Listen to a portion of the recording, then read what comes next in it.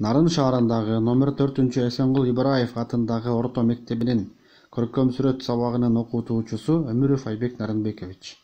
Саламатсыңарбы урматтуу окуучулар.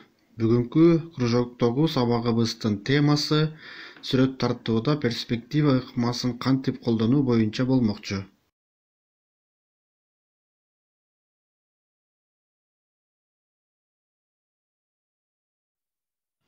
Перспектива ыкмасы негизи 19-кылымдан баштап француз сүрөтчүлөрү тарабынан колдонулуп баштаган. Андан кийин 20-кылымдын башында кайра жаралуу доорунун тушунда белгилүү сүрөтчүлөр тарабынан кошумчаланып өнүктүрүлө баштаган. Буга улуу окумуштуу жана белгилүү сүрөтчү Леонардо да Винчинин дагы салымы чоң болгон. Ошондон бери бүгүнкү күнгө чейин жалпы дүйнө жүзүндөгү көркөм өнөр адамдары бул ыкманы өздөрүнүн чыгармаларына колдонуп келишет. Мына перспектива ыкмасынын кыскача тарыхы ушундай. Эми перспектива кандай ыкма экендигин түшүндүрүп берейин. Көркөм өнөрүндө интерьер жана экстерьер деген эки түшүнүк бар.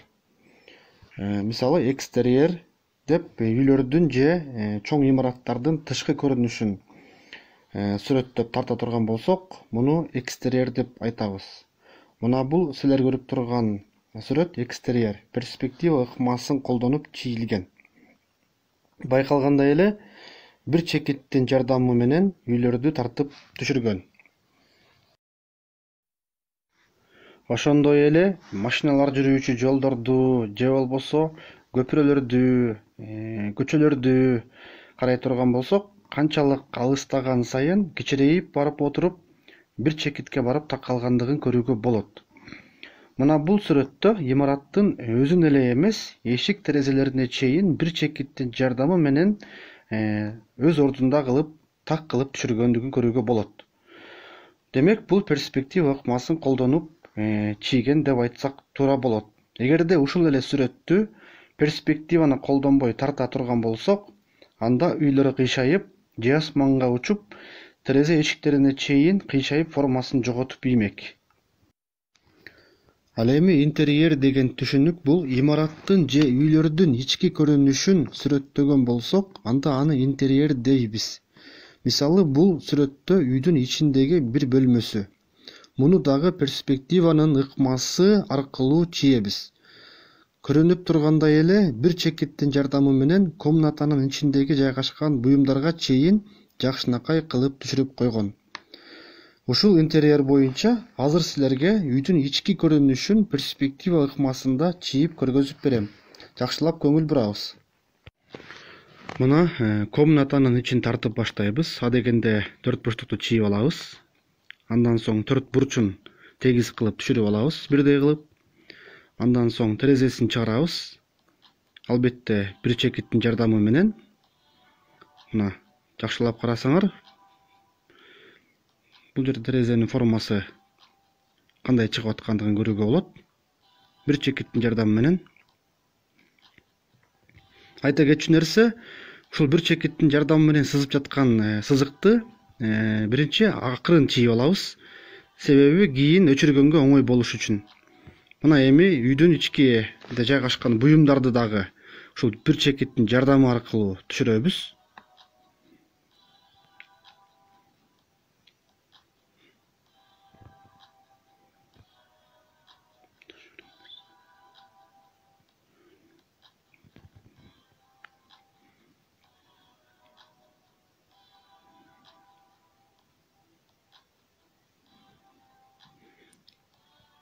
Комнатанын ичин тартып жатканда өзүбүздүн фантазиябызга жараша кошумчалап буюмдарды кошуп тарта беребиз. Эгер бир чекиттин жардамын колдоно турган болсок, бул жерде эч кандай бир жаңылуу же болбосо буюмдарды бир кыйшайып асманга учуп калуусу мүмкүн эмес.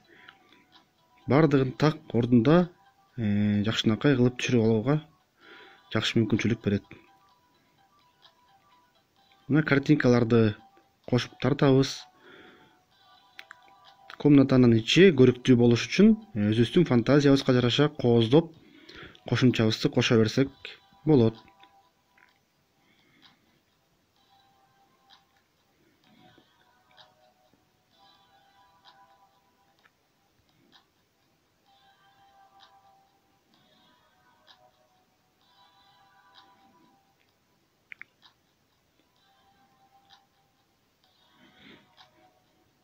килемди чийип алабыз. Ковер деп коет орусча.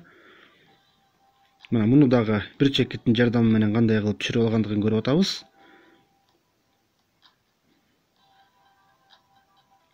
Алыстаган сайын кичирейип отуруп кичинекей бир чекитке барып такалат. Ал эми жакындаган жери тескерисинче чоңоюп, так жана даана болуп көрүнөт. Мына бул ковердун үстүн дагы өзүбүздүн фантазиябызга жараша кооздоп алсак болот. Каалаган сүрөттөрүбүздү тартып, кошумчалап. Мына бүт баарын өчүрүп салдык. Перспектива өзүнүн ыкмасын, миссиясын аткарды. Аткарып бүткөн соң биз мынтип аны өчүрүп салабыз. Мына бул жерге телевизорду жайгаштырып тартабыз.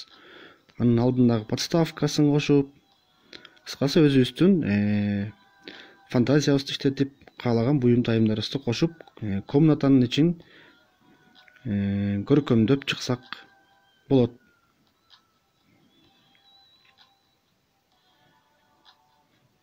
Мен жалпыча карандаш менен эле бир түстүү кылып азыр түшүндүрүп берип жатам.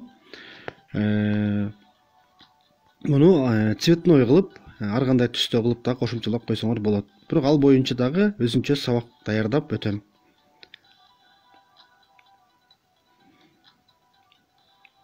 Мына комнатабыз бүтүп калды ошентип.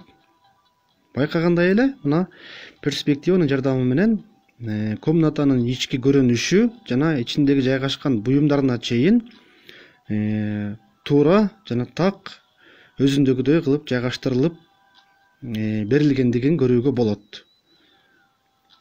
Эми силерге тапшырма. Ушул эле перспектива ыкмасын колдонуу менен үйдүн ички көрүнүшүн мен көргөзүп бергендей кылып өзүңөрдүн фантазияңарды кошуп тартып келесиңер.